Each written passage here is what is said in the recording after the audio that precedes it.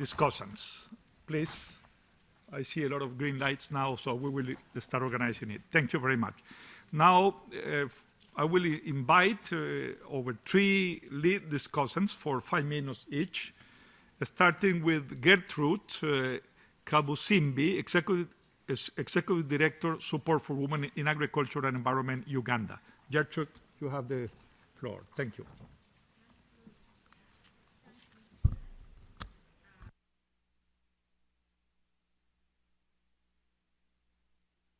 Yeah, we need the light there to Gertrude, please, the red light. She's with the hand raised. Okay. Thank you, Chair. Well, the theme this year is transformation towards sustainable and resilient societies.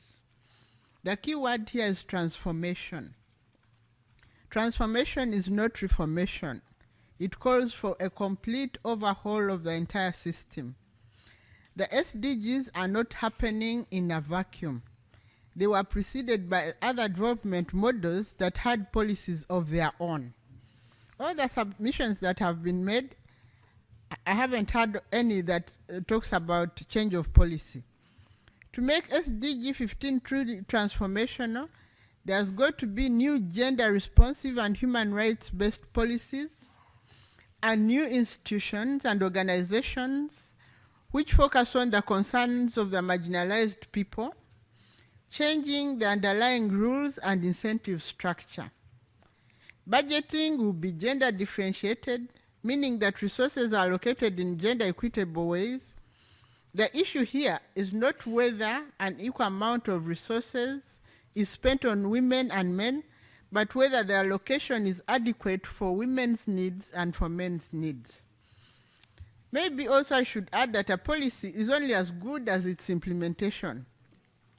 It's important to ensure that policies that are translating into practice. The entire value chain, from the global to the national to the grassroots, must be kept in the know of what we are doing here today. Resources must be allocated at all levels to build capacity of the indigenous people and local communities to enhance buy-in. Secondly, the speaker mentions integrated approaches. While I agree with her, I would also add collaborative partnerships with wetland adjacent communities. Indigenous peoples and local wetland and forest dependent communities must be recognized as rights holders to these resources and not another category of stakeholders. And forests and wetlands as sovereign spaces rather than multi-stakeholder platforms.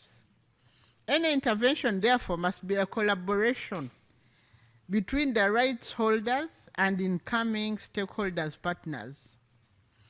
One speaker also mentions women's empowerment as a way forward.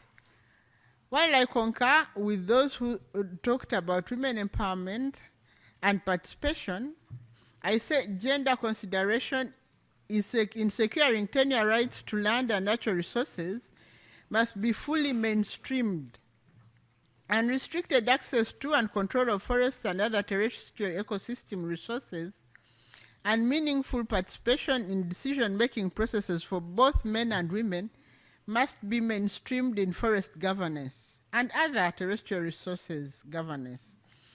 Addressing gender issues during the development of forest projects acknowledges that women and men have different roles in the sector, and those roles shape their gendered needs and consequently equitable share of benefits. And it highlights that both men and women's roles are equally important to achieve sustainable forest management and reduce poverty. Lastly, the VNR as an accountability tool has got to employ human rights techniques of monitoring and evaluation. The VNR cannot only look at the hardware, the quantitative, the numbers of forests, of wetlands. It must also look at software, the qualitative, the effect implementing SDG 15 has had on the people. For example, how many have been evicted from forests? What effect has it had on their livelihoods? One speaker notes that protected areas are increasing and also that we are continuing to lose biodiversity in unprecedented ways. Why is there this discrepancy? Why does biodiversity not increase with increase in protected areas? Thank you, Mr. Chair.